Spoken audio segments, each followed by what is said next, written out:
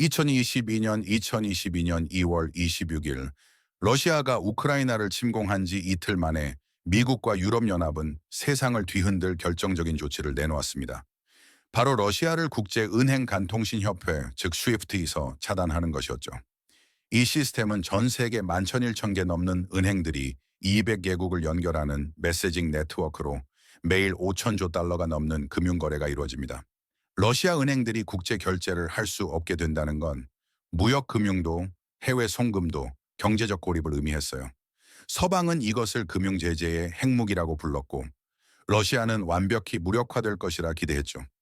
루블화는 폭락하고 경제는 붕괴될 것이며 푸틴은 우크라이나에서 물러나거나 국내 혁명에 직면할 것이라는 예상이 지배적이었습니다. 하지만 두 해 반이 지난 지금 예상과 달리 무슨 일이 벌어졌을까요? 러시아는 붕괴하지 않았어요. 루블화는 회복했고 러시아의 무역은 계속되었지만 쉬프트를 거치지 않는 방식으로 전환되었습니다. 러시아는 대안을 찾았고 더 놀라운 건 서방이 본 것보다 더 많은 나라들이 이 사건을 보고 자신들만의 대체 체제를 구축하기 시작했다는 사실입니다. 미국이 정치적 이유로 러시아를 세계 금융망에서 차단할 수 있다면 누구든 차단할 수 있다는 교훈이었죠. 이건 처음이 아니었습니다. 지난 110년 동안 4번이나 강대국들이 금융 인프라를 무기로 삼은 적이 있었어요. 매번 반복된 패턴이 있는데 바로 강대국이 금융 시스템을 장악하고 그것을 이용해 적을 제압하는 것, 그리고 대상국들이 대안을 찾거나 중립국이 중간에 끼어들어 힘이 약해지는 과정이죠. 강대국은 자신들이 최고의 힘을 쥐고 있다고 생각하지만 사실은 자신들의 지배 기반을 스스로 파괴하는 셈입니다. 그 4번의 역사적 사례를 보여드리겠습니다. 이 5단계의 패턴은 매번 똑같이 반복되고 지금 이 순간에도 스위프트와 달러를 둘러싼 데이터들이 같은 현상을 보여주고 있어요. 왜 중국이 가장 유력한 승자인지, 왜 미국이 앞으로 약 20년 정도 더 지나면 달러가 세계 기축통화의 지위를 잃게 될지 그 이유도 함께 말씀드리죠. 1914년 영국이 금융을 무기로 삼았을 때 1914년까지 기축통화 지위를 잃었습니다. 30년이 차에 안 되는 시간이었죠. 그리고 2022년 미국은 스위프트를 활용해 금융 제재를 가했고 시계는 이미 돌아가고 있습니다. 이번에는 대안이 이미 존재하고 기술 발전이 속도를 더하고 있어서 더 빠르게 진행될 가능성이 높습니다. 이제 스위프트의 무기가 역효과를 낸 이유와 이 시스템이 무엇인지, 왜 중요한지부터 설명드리겠습니다. 스위프트는 은행이 아닙니다. 돈을 보유하거나 이체하는 시스템도 아니에요. 스위프트는 단지 메시징 네트워크입니다. 예를 들어 뉴욕의 은행 A가 도쿄의 은행 B에게 100만 달러를 보내고 싶을 때 스위프트는 안전한 메시지를 전달하는 역할을 합니다. 메시지 내용은 은행이 B에게 100만 달러 이체를 승인한다는 식이죠. 실제 돈은 은행 간 결제 관계를 통해 움직이지만 스위프트는 이 과정을 가능하게 하는 통신망입니다. 스위프트는 1973년 15개국 239개 은행이 모여 만든 시스템입니다. 그 이전에는 TX라는 방식이 있었는데 느리고 불안정하며 오류도 잦았어요. 스위프트는 메시지 표준화를 이뤄내고 보안 프로토콜을 만들어 금융거래를 빠르고 안정적으로 만들어 주었죠. 1977년이 되자 스위프트는 연간 1,000만 건의 메시지를 처리했고 2024년에는 하루에 50만 건, 연간 1억 1,100만 건이 넘는 메시지를 처리하게 됐습니다. 이게 바로 글로벌 금융의 신경계인 셈이죠. 그리고 스위프트가 강력한 이유는 벨기에에 본사를 두고 있지만 공식적으로는 중립국인 동시에 미국과 유럽 은행들이 주도하는 기관이기 때문입니다. 게다가 미국에게는 법적 힘도 있습니다. 대부분의 국제 거래는 달러로 결제되고 이 결제는 뉴욕 은행들을 통해 이루어지기 때문에 미국은 스위프트를 압박해 특정 국가나 은행을 배제할 수 있습니다. 만약 스위프트에서 차단당한다면 국제 무역이 어려워지고 경제적 고립에 놓이게 되죠. 미국은 이 무기를 과거에도 써왔습니다. 이란 은행들을 스위프트에서 차단한 사례가 대표적입니다. 2012년 미국은 이란 은행들을 스위프트에서 끊어버렸고 이로 인해 이란의 석유 수출은 붕괴했고 구매자들이 결제를 하지 못하자 이란 경제는 9% 위축되었으며 인플레이션은 45%에 달했습니다. 제재는 이란으로 하여금 협상 테이블에 앉게 만들었고 이는 2015년 핵 협상으로 이어졌습니다. 그때 사용된 무기는 매우 강력했거나 적어도 그렇게 보였습니다. 하지만 이란은 그 짧은 시간 동안 대체 결제 수단을 구축했고 바터 거래, 암호화폐, 중국, 러시아, 터키와의 비달러 무역 등 다양한 방식을 개발했습니다. 2018년 다시 제재가 시작되었을 때 이란은 이미 스위프트 의존도를 낮춰놓았기 때문에 더 잘 버틸 수 있었습니다. 그런데 2022년 러시아 제재는 상황이 달랐습니다. 이건 작은 나라의 일이 아니었어요. 세계 11위 경제 규모를 가진 에너지 수출의 핵심 국가이자 핵무기를 보유한 나라, 그리고 유엔 안전보장이사회의 상임이사국인 러시아였기 때문입니다. 러시아를 스위프트에서 차단하는 것은 단순한 경제전쟁이 아니었습니다. 이는 미국이 금융 시스템을 통해 정치적 이유로 누구든 배제할 수 있다는 선언이었어요. 그리고 이를 목격하는 모든 나라들은 그 메시지를 곧바로 이해했습니다.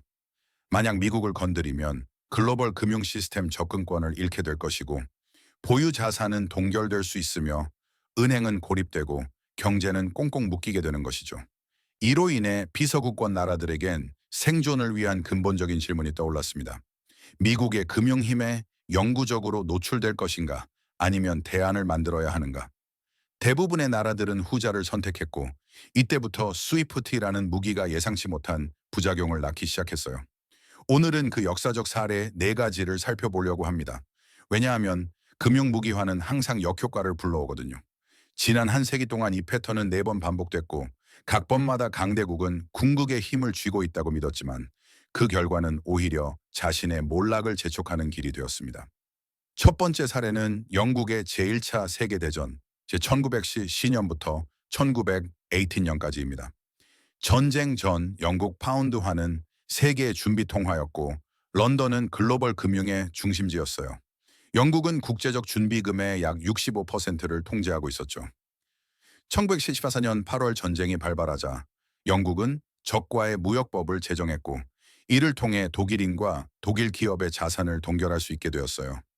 영국은 독일이 소유한 사업체, 은행 계좌, 선박, 부동산 등을 전 세계적으로 몰수했고 이는 전례 없는 일이었습니다. 국제금융은 전통적으로 전쟁과 별개였고 전투는 전장 안에서 벌어졌으며 금융계약은 존중받았죠. 그러나 영국은 이 관습을 깨뜨렸고 그 즉각적인 충격은 독일에 치명적이었습니다. 독일 기업들은 전 세계에서 자산을 잃었고 독일 은행들은 런던 시장에 접근하지 못하게 되었으며 무역은 급감했어요. 영국은 이로써 결정적인 우위를 확보했다고 믿었지만 중립국들은 이를 보며 또 하나의 위험한 교훈을 얻었습니다. 영국이 독일 자산을 몰수할 수 있다면 자신들이 중요하다고 판단하는 전쟁이 일어나면 누구의 자산도 몰수할 수 있겠구나. 결국 전후에 많은 중립국들은 런던의 금 보유량을 늘리고 뉴욕, 파리 등 다른 금융 중심지에 계좌를 개설하며 다변화를 꾀했습니다. 이 과정에서 미국은 엄청난 이득을 봤어요.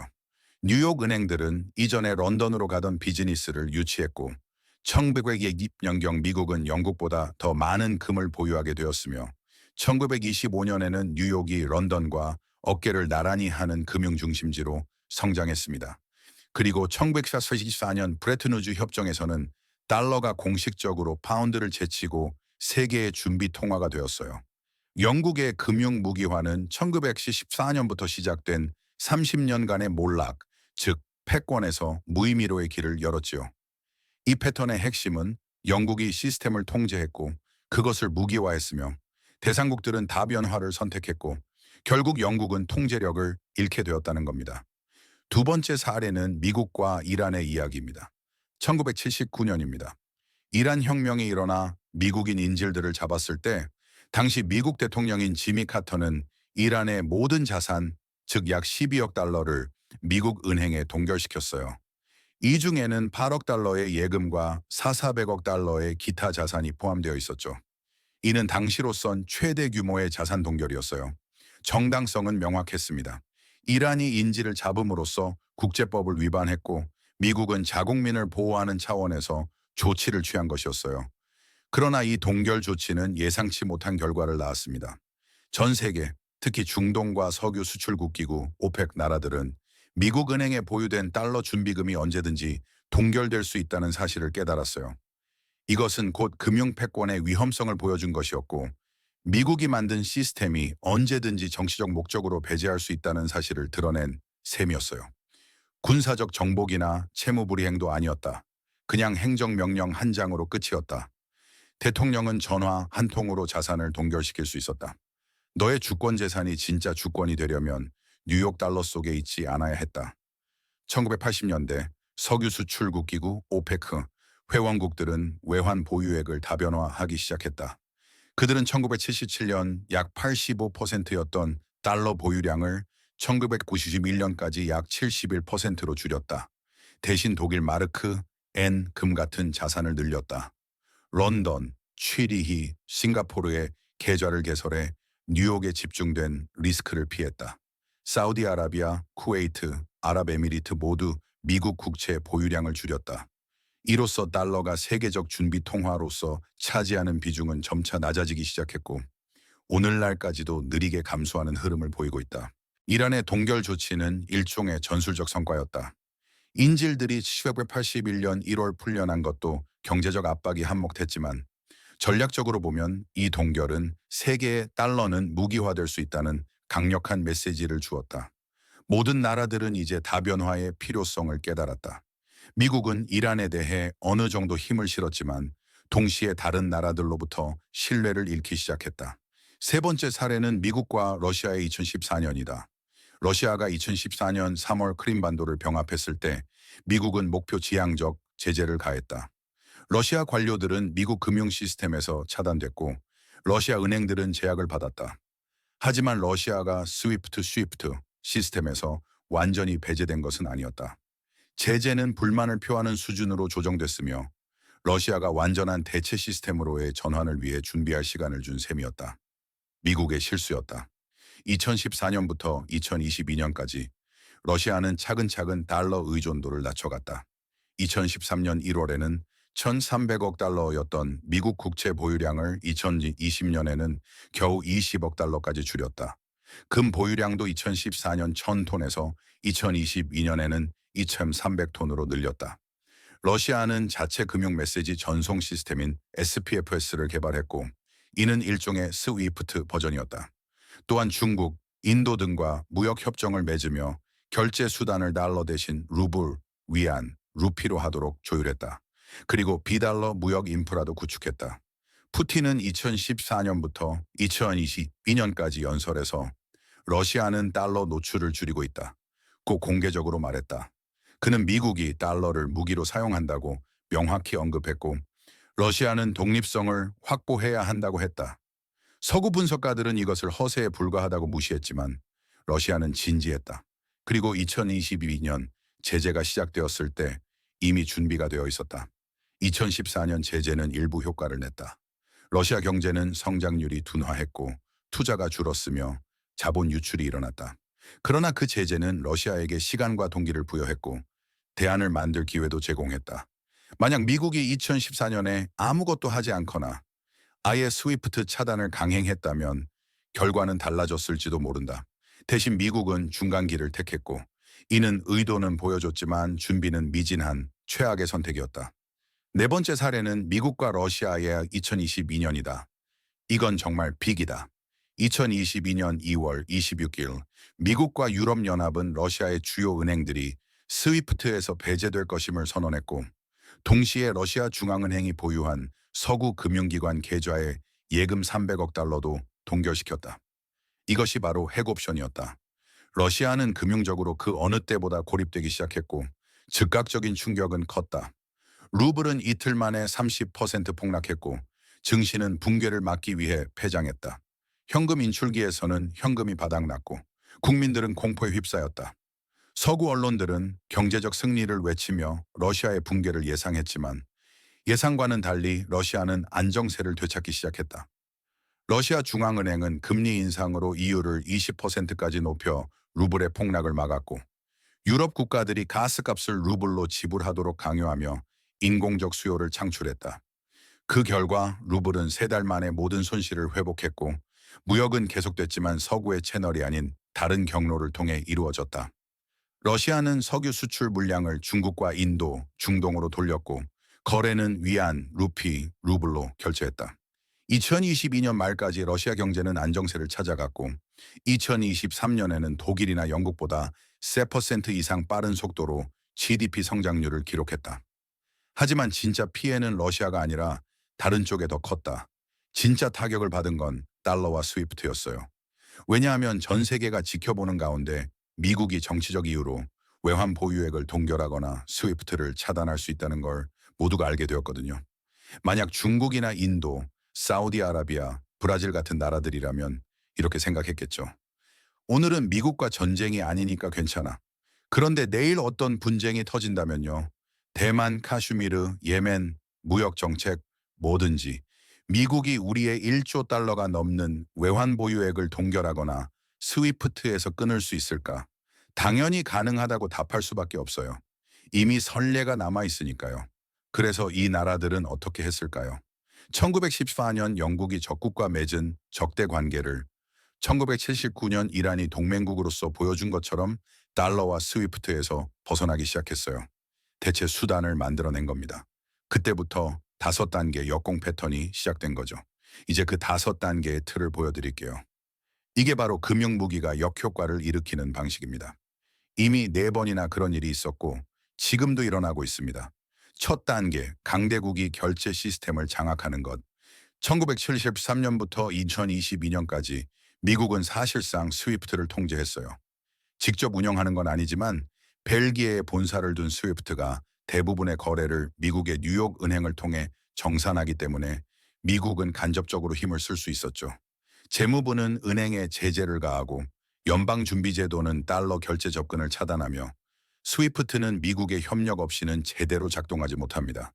미국은 달러와 그 위에 세워진 금융 시스템을 통해 스위프트를 통제하는 것이죠. 이게 바로 미국 경제력과 군사력에 기반한 금융 패권의 핵심입니다.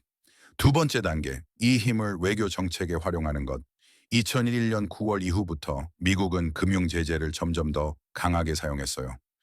9.11 이후에는 테러 자금 조달을 차단하는 데 집중했고 이후에는 불량 국가들 이란, 북한, 그리고 2014년에 이 러시아까지 을 대상으로 확대됐습니다. 이 과정에서 금융전쟁이 정상화됐죠. 2022년 러시아가 우크라이나를 침공했을 때 스위프트를 차단하는 게 너무나 명백했고 이미 그 인프라와 정치적 의지도 갖춰져 있었어요. 그래서 미국은 러시아를 끊고 3천억 달러 넘는 외환 보유액을 동결했죠. 세 번째 단계는 대안을 찾는 겁니다. 러시아는 스위프트를 사용할 수 없게 되자 자체 대체 시스템을 구축했어요. 러시아 내에서 사용하는 SPFS, 중국의 크로스보더 가는행 결제 시스템인 CIPS가 러시아 무역의 주요 통로가 되었고 일부 거래는 암호화폐를 또 다른 거래는 바터 물물교환 방식으로 해결했어요.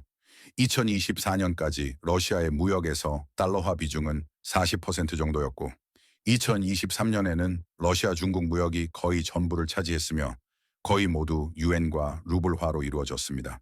러시아와 인도는 무역을 루피로, 러시아와 아랍에미리트는 디르함으로 거래했고 러시아는 달러 시스템이 끊겨도 살아남을 수 있다는 걸 보여줬어요. 네 번째 단계는 중립국들이 해지하는 것.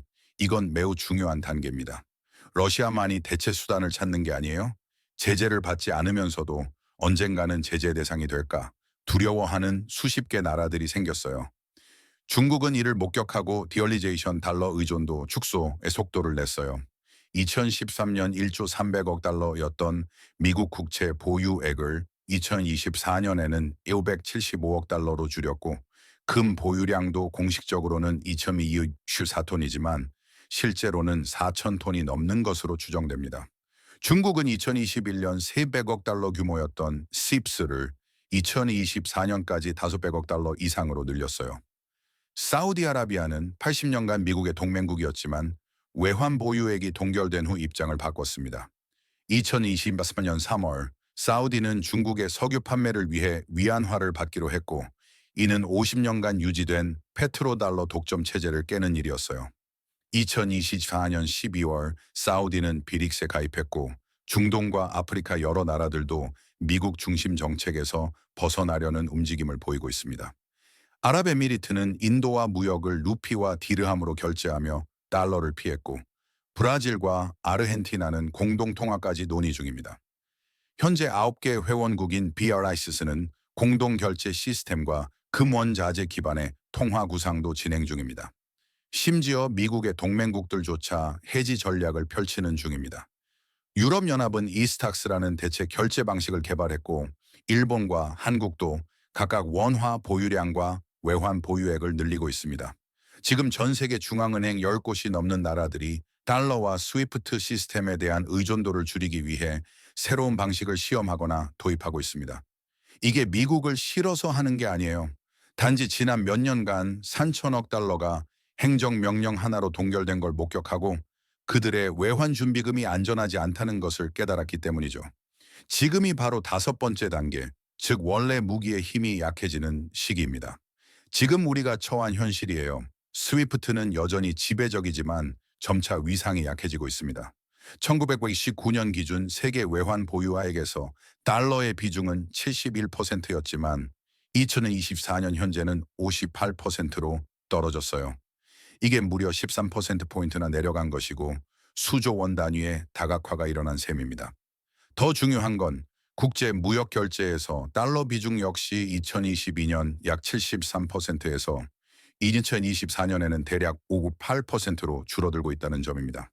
불과 두 해 만에 15%포인트 떨어진 거예요. 이건 역대 최고의 달러화 축소입니다. 물론 스위프트 메시지의 전체 거래량은 여전히 증가하고 있지만 전체 메시지 가운데 달러를 사용하는 비중은 꾸준히 줄고 있습니다. 2023년 CIP는 1억 3,600만 건의 메시지를 처리했는데 2022년보다 50%나 늘어난 수치입니다. 러시아 내에서만 매일 200만 건이 넘는 메시지를 처리하는 SPFS 시스템도 있고 인도는 2024년 120억 건이 넘는 거래를 처리하는 통합결제 시스템인 UPI를 운영하며 교차 결제량도 늘리고 있습니다. 대체 결제 시스템들이 빠르게 확장되고 있는 거죠. 여기서 핵심 포인트가 있습니다. 스위프트 무기는 단기적으로 전술적으로는 효과가 있었어요. 러시아 경제는 충격을 받았지만 전략적으로 보면 실패였어요. 러시아는 버텼고 스위프트 무기는 다시는 같은 효과를 내기 어려워졌죠. 이제는 대상국들이 기대치도 조정했고 방어막을 치기 위해 대안을 마련했기 때문입니다. 또한 중립국들은 이미 여러 대안 시스템을 구축해서 더 이상 취약하지 않게 되었어요. 이게 바로 패턴입니다. 첫 단계는 통제 시스템 구축, 두 번째는 무기화, 세 번째는 목표국이 대안을 찾기, 네 번째는 중립국들이 해지, 다섯 번째는 무기의 힘이 약해지는 것. 영국은 일제강점기인 1914년과 2044년에 이 과정을 겪었고 미국도 2022년과 2042년에 이 과정을 반복하고 있죠. 이제 구체적인 데이터를 보여드릴게요. 이것들은 예측이 아니라 현실입니다.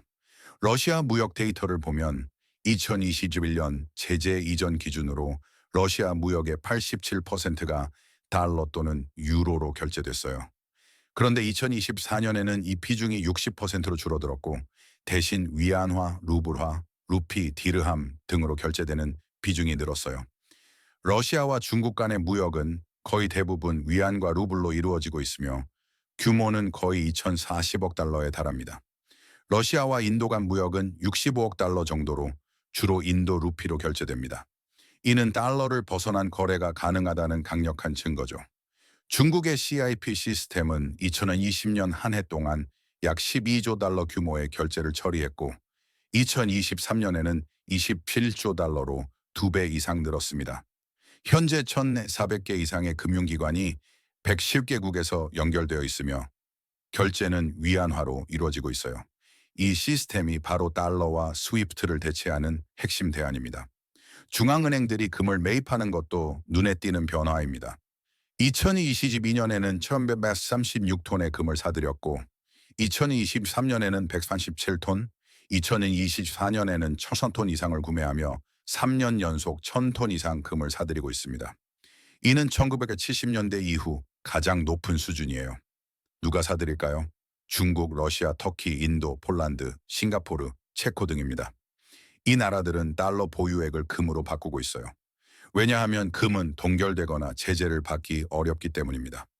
그리고 양국 간 통화 스와프 협정도 활발히 체결되고 있는데 중국은 40개국과 약 5천억 달러 규모의 스와프 협정을 맺고 있어요. 이 협정을 통해 각국은 달러 없이 지역 통화로 무역을 정산할 수 있죠. 러시아는 중국, 인도, 이란과 스와프 협정을 맺었고 인도는 UAE, 일본 등과도 협정을 체결했어요. 브라질과 아르헨티나는 공동 통화를 논의 중이며 ASA 회원국들도 지역 내 무역을 위한 현지 통화 결제 방식을 모색하고 있습니다. 이 모든 건 석유 거래의 달러 독점 체제를 벗어나기 위한 움직임입니다. 지난 50년간 석유는 달러로만 가격이 매겨지고 거래되어 왔어요. 이게 달러 수요의 구조적 기반이었죠. 그런데 2023년과 2024년 들어서 이 독점이 끝났습니다. 사우디아라비아는 중국으로부터 위안을 받고 러시아는 인도의 석유를 루블로 팔고 있어요. 아랍에미리트는 디르함과 위안을 받아들이고 이란은 중국에 위안으로 판매하며 이라크도 위안 결제 방식을 협의 중입니다. 비록 아직 페트로달러는 완전히 사라지지 않았지만 이제 그 독점적 지위는 사라지고 있다는 게 현실입니다. 일단 독점이 깨지면 그 이점은 순식간에 사라지고 만다. 벽돌 경제권 확장과 통화 개발이 바로 그 증거다. 벽돌 나라들은 2028년까지 5나라에서 9나라로 확장되었으며 이 9개국은 전 세계 인구의 45%, 글로벌 국내 총생산의 36%, 그리고 전 세계 원유 생산량의 42%를 차지한다. 2023년 요하네스버그에서 열린 BRICS 정상회담에서 회원국들은 금, 석유, 희토류 등 여러 상품으로 뒷받침되는 공통 벽돌 화폐 개발을 선언했지만 아직 실행 단계는 아니고 그 신호만 분명히 보내고 있다. 벽돌 화폐는 달러 시스템의 대안으로 자리 잡기 위해 준비 중인 것이다. 자료들이 증명하는 바는 명확하다. DD 달러화화, 재달러화화, 달러화를 통한 금융 권력 집중라는 미래 위협이 아니라 지금 이 순간 이미 진행 중이며 점점 가속화되고 있다는 것. 매달 달러의 비중은 저하되고 있고 분기별로 CIPS, 국제결제 시스템, 거래량은 늘어나며 매년 더 많은 무역이 지역 통화로 결제되고 있다. 스위프트 시스템은 달러의 독점적 지위를 무너뜨린 강력한 무기다. 이제부터 시간표를 보여주겠다. 미국이 달러를 보유준위로서 잃기까지 얼마나 남았을까? 영국의 몰락을 살펴보면 추정이 가능하다. 1914년 영국은 독일 자산을 강제로 압류하면서 금융을 무기로 삼았다. 1944년 브레튼 우즈 회담에서 달러는 공식적으로 파운드를 대체하는 준비 통화로 자리 잡았고 이로부터 30년이 흐른 뒤에야 달러가 영국의 파운드를 대신했다. 그러나 영국은 두 차례의 세계대전으로 경제가 초토화됐던 것도 고려해야 한다. 금융 무기화만으로 파운드가 무너지지 않았던 이유다. 이는 무기화, 세계대전, 그리고 경제정책 실패가 복합적으로 작용한 결과였다. 미국은 아직 세계대전을 치르지 않고 있다. 미국 경제는 여전히 세계 최대 규모이기 때문에 몰락 속도는 더딜 수도 있다. 하지만 현대 기술은 모든 것을 빠르게 만든다.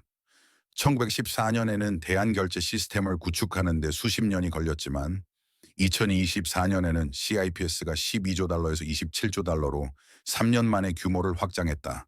디지털 결제 시스템은 기하급수적으로 성장할 수 있기 때문에 몰락 속도도 더 빨라질 수 있다. 내가 현재의 가속 속도와 과거 패턴을 감안해 추산하면 2022년 기준으로 앞으로 15년에서 25년 정도 걸릴 것으로 본다. 그러면 달러의 보유준위 지위 붕괴는 2037년에서 2047년 사이가 될 것이다. 완전히 사라지는 게 아니라 더 이상 지배적이지 않게 되는 것이고 2040년까지 달러의 비중은 현재의 58%에서 35에서 40% 정도로 떨어질 가능성이 높다. 여전히 중요한 비중이지만 패권은 잃는 것이다. 유로는 25%, 엔화는 20%, 금과 기타 통화는 15에서 20% 정도 될 것이며 이로써 다극화된 화폐 세계가 형성될 것이다. 이미 달러의 비중은 1999년부터 2024년까지 13%포인트나 하락했고 앞으로도 속도를 낸다면 2049년까지 45% 수준에 도달할 수 있다. 그러나 그 속도는 점점 빨라지고 있다. 최근 2년간은 4%포인트 하락이었고 만약 이 추세가 계속된다면 2035년에는 45%에 도달할 수 있다. 이 시간표는 대략 10년에서 25년 정도로 세기나 세대를 넘는 것이 아니라 한두 차례의 10년 안에 일어날 일이다. 그리고 이 변화가 실질적으로 의미하는 바는 바로 이것이다. 지금 미국은 무제한 예산 적자를 감수할 수 있는데 그 이유는 세계가 무역과 준비자산으로서 달러를 필요로 하기 때문이다. 해외 국가들은 달러를 얻기 위해 미국 국채를 사고 이로 인해 미국은 연간 2조 달러 정도를 저금리로 빌릴 수 있다. 미국은 달러 지배를 통해 인플레이션을 수출하는 셈이다. 그러나 달러의 비중이 40% 아래로 떨어지면 이 혜택은 사라진다. 해외 수요가 급감하고 미국 금리는 급등하며 재정 적자도 감당하기 어려워진다. 결국 미국은 예산의 균형을 맞추거나 인플레이션에 직면하게 된다. 미국인들의 생활 수준은 더 이상 유지하기 어렵게 되며 수입은 늘리고 수출은 줄이면서 달러를 찍어내는 방식도 한계에 다다른다. 이것이 바로 공짜 점심의 종말이다. 이제 누가 이기고 누가 지는지 보여주겠다. 누가 이길까? 중국이다. 중국은 미국의 금융 패권의 가장 명백한 후계자다. 중국은 세계 두 번째 경제 대국이며 제조업 기반이 가장 크고 무역량도 압도적이고 점점 더 국제 준비 통화로 자리 잡아가고 있다. CIP는 중국의 스위프트다. 위안화는 점점 준비 통화가 되고 있으며 중국은 막대한 금 보유고를 쌓아두고 있다. 중국 기술 기업들 알리바바와 텐센트 등은 서구 시스템과 경쟁할 결제 인프라를 갖추고 있다. 달러가 몰락하는 순간 위안화는 자연스럽게 부상한다. 중국은 군사적으로 미국을 이기기 위해 굳이 싸우지 않아도 된다. 미국의 금융 무기화와 그 모순이 결국 달러의 붕괴를 가속화하는 순간을 기다리기만 하면 된다. 러시아는 전략적으로 승리하고 있습니다. 러시아는 경제 규모로 보면 중국보다 작지만 빠른 단절에도 살아남을 수 있다는 것을 증명했어요. 이 보여주는 효과는 매우 중요합니다. 미국 금융 권력이 두려워했던 모든 나라들이 이제는 또 다른 선택지가 있다는 것을 알게 되었죠. 러시아의 생존은 미국 금융 권력의 신화를 무너뜨렸어요. 더불어 러시아는 중국, 인도, 이란, 그리고 다른 나라들과의 관계를 더욱 굳건히 다지고 있습니다. 이제 러시아는 더 이상 고립된 나라가 아니에요. 대한블록의 중심이 되어가고 있죠. 브릭스, 브라질, 러시아, 인도, 중국, 남아프리카 공화국. 국가들이 승리하는 겁니다. 그리고 새롭게 합류한 사우디아라비아, 아랍에미리트, 이란, 이집트, 에티오피아 모두가 다극화된 화폐 시스템의 혜택을 받고 있어요. 그들은 힘을 얻고 있죠. 미국, 중국, 유럽연합을 서로 견제하며 협상할 수 있는 여력을 갖게 되는 겁니다. 이들은 달러 의존에서 벗어나게 되죠. 인도가 가장 대표적인 사례입니다. 인도는 미국의 압력에도 불구하고 러시아와의 관계를 유지했고 러시아산 석유를 할인 가격에 사들였어요. 그리고 인도는 루피로 결제했고 큰 문제 없이 넘어갔습니다. 이것이 중소강국들이 앞으로 나아갈 방향입니다. 더 많은 자율성, 미국의 지배력 약화가 그것이죠. 금이 강세를 보이는 이유도 여기에 있습니다. 국가들이 페이아웃 통화 지폐 여유의 신뢰를 잃으면 금을 사들이기 시작하죠. 중앙은행들의 금 매입 규모는 50년 만에 최고치를 기록하고 있습니다. 대체 결제 시스템도 승기를 잡고 있어요. CIPS, SPFS, 인도의 UPI, 브라질의 PX, 그리고 암호화폐 거래소들이 그것입니다. 달러와 스위프트, 국제금융 메시징 시스템 내를 벗어난 거래를 가능하게 하는 어떤 시스템이든 시장 점유율을 높이고 있죠. 중국, 인도, 러시아를 비롯한 여러 나라의 금융기술 기업들도 서구 시스템에서 벗어나 다각화하는 데 이익을 보고 있어요. 그런데 누가 손해일까요? 바로 미국입니다. 미국은 패권을 잃고 있는데 당장 무너지는 게 아니고 서서히 돌이킬 수 없게 사라지고 있는 거죠. 달러가 국제적 준비 통화라는 위상은 미국의 힘의 기초입니다. 이 덕분에 무제한 적자 지출이 가능했고 제재도 효과적으로 작동하며 미국은 언제든 과소비를 지속할 수 있었어요. 그러나 달러 지배력이 약화되면 이 모든 혜택도 함께 사라집니다. 미국은 재정을 균형 있게 운영해야 하고 군사 비용도 무제한 차입 없이는 감당하기 어려워질 겁니다. 미국의 생활 수준도 세계 다른 나라에 비해 떨어지기 시작하겠죠. 이게 미국이 가난해진다는 의미는 아니에요. 대신 평범한 나라로 돌아간다는 겁니다. 거대하고 부유한 나라이긴 하지만 초강 대국의 위상은 잃게 되는 거죠. 유럽도 함께 타격을 입습니다. 유럽 나라들은 달러 시스템에 의존했고 러시아에 대한 미국의 제재에 동참하며 러시아의 외환 보유액을 동결했고 스위프트에서 차단하는 조치도 취했어요. 이는 유럽을 미국 정책에 동참하게 만든 동시에 달러 하락에 유럽도 묶여버린 셈입니다. 유럽이 달러 대신 대안으로 삼을 수 있는 것이 유로화였지만 적극적으로 추진하지는 않았어요. 대신 미국의 리더십을 따르는 수밖에 없었죠. 달러가 약세를 면치 못하는 가운데 유로화는 자동으로 강세를 보이지 않습니다. 그 대신에 위안화가 강세를 보이겠죠. 유럽은 결국 미국과 중국 양쪽에 경제적으로 종속될 가능성이 높습니다. 스위프트 역시 의미를 잃어가고 있어요. 스위프트는 벨기에 회사지만 서구 금융의 대표적인 도구로 인식되고 있습니다. 여러 나라들이 서구 금융 시스템에서 벗어나면서 스위프트 사용량도 줄고 있죠. 스위프트는 사라지지 않겠지만 이제는 여러 결제 메시지 시스템들 가운데 하나로 전락할 뿐입니다. 수익은 거래 수수료에 의존하는데 CIPS, SPFS 등 다른 시스템으로 거래가 늘어나면 스위프트의 비즈니스 모델은 흔들리게 됩니다. 달러를 들고 있는 사람들은 점점 불을 잃고 있어요. 달러 표시 자산, 국채, 달러 계좌를 가진 사람들은 평가절하의 위협에 직면하죠. 초인플레이션이 아니라 연평균 외에서 10%의 인플레이션이 지속되면서 달러의 구매력이 다른 통화와 금보다 떨어지기 때문입니다. 4% 이자를 주는 국채가 있다고 해도 인플레이션과 환율 하락으로 인해 실질 수익률은 마이너스가 될 수 있습니다. 투자자들은 다른 자산으로 몰려가게 되고 이는 달러의 가치 하락을 가속화시킵니다. 미국 소비자들은 구매력 저하를 경험하게 되겠죠. 미국은 수입이 수출보다 많아서 무역 적자가 해마다 약 800억 달러에 달합니다. 이 구조는 외국인들이 달러를 받아들이는 한 유지될 수 있는데 외국인들이 달러를 받아들이지 않으면 미국은 더 많은 상품을 수출하거나 덜 수입해야 합니다. 그러면 상품이 줄거나 가격이 오르고 생활 수준이 낮아지게 되겠죠. 보통 미국 가정들은 값싼 중국 제품, 저렴한 해외 석유, 값싼 수입품에 익숙했어요. 그런데 달러가 준비 통화 지위를 잃게 되면 향후 10년 동안 물가가 20에서 30%까지 오를 수 있습니다. 시간표는 이미 정해졌어요. 2022년 빠른 결제 시스템인 스위프트 쉬프트 공격이 시작됐습니다. 이로 인해 5단계 역효과 패턴이 일어났죠. 지금 우리는 네 번째 단계인 중립국들의 방어 태세에 있으며 5번째 단계인 무기력화가 서서히 시작되고 있는 상황입니다. 2030년쯤에는 세계 외환 보유액에서 달러의 비중이 아마도 반 이하로 떨어질 것이고 2040년쯤이면 40%까지 내려갈지도 모릅니다. 미국은 여전히 가장 큰 단일 통화 점유율을 유지하겠지만 세계 지배력은 더 이상 강력하지 않을 겁니다. 지금은 다극화된 통화 세계로 변화하는 중이고 미국은 그로 인해 약해지고 있죠. 이 글을 마무리하며 말씀드리고 싶은 게 있습니다. 스위프트라는 무기는 처음엔 강력하게 보였어요.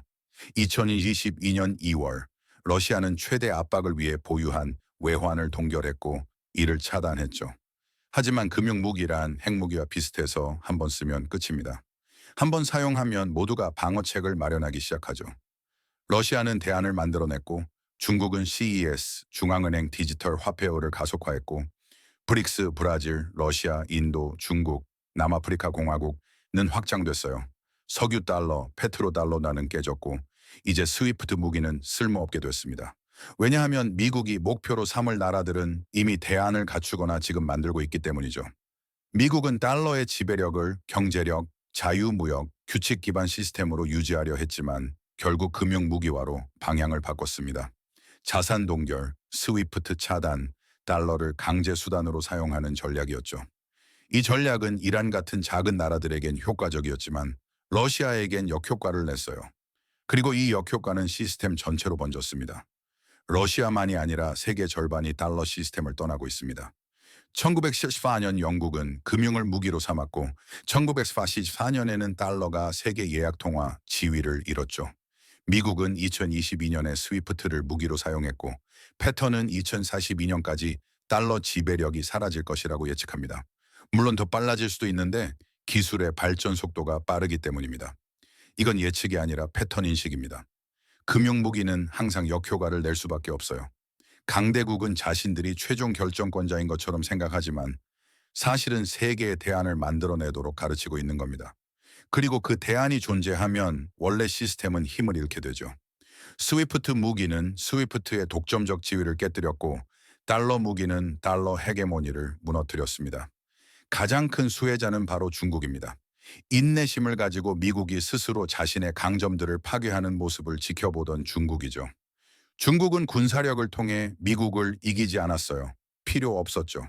미국이 자신의 지배력을 무기화하며 자멸을 택했기 때문입니다. 이 5단계 패턴은 이미 완성됐어요. 미국은 스위프트와 달러를 통제했고 러시아를 상대로 무기를 썼으며 러시아는 대안을 만들어냈습니다. 지금은 50개가 넘는 나라들이 방어 태세를 갖추고 있고 무기는 점차 힘을 잃어가고 있죠. 이것이 달러 헤게모니의 끝입니다. 큰 폭발이 아니라 작고 침울한 웅얼거림처럼 사라질 겁니다. 군사적 패배가 아니라 금융 자살로 끝나는 것이죠. 한 번은 효과 있었던 스위프트 무기지만 다시는 성공하지 못할 겁니다. 왜냐하면 세상은 그 교훈을 배웠기 때문입니다. 그 교훈은 바로 대안을 만들어 다양화하라는 것, 이 달러에서 벗어나라는 것, 그리고 미국의 금융 권력에 다시는 취약하지 않도록 하는 것. 만약 이 다큐멘터리가 여러분에게 이전과는 다른 패턴을 보여줬다면, 금융 무기가 역효과를 낸다는 사실을 이해하게 됐다면, 그리고 스위프트 차단이 달러의 하락 시작이었지, 정점이 아니었다는 걸 깨달았다면, 앞으로 20년간의 지정학적 흐름을 이해하는 셈입니다. 달러는 점차 약해지고 위안은 강해지며 세계는 다극화될 것이고 미국은 더 약해질 겁니다. 이는 중국의 도발 때문이 아니라 미국의 정책 때문입니다. 미국은 황금알을 낳던 거위 골든 거위를 제재로 목조르며 죽인 셈이죠. 이제는 포스트 달러 시대에 접어들었습니다. 아직은 도래하지 않았지만 곧 올 일이에요. 시계는 이미 맞춰졌고 패턴은 명확합니다. 스위프트 무기가 시작점이었고 앞으로 20년 후 역사가 돌아보면 말할 겁니다. 그때가 미국 금융 패권이 끝난 순간이었다고 그저 그들은 몰랐을 뿐입니다.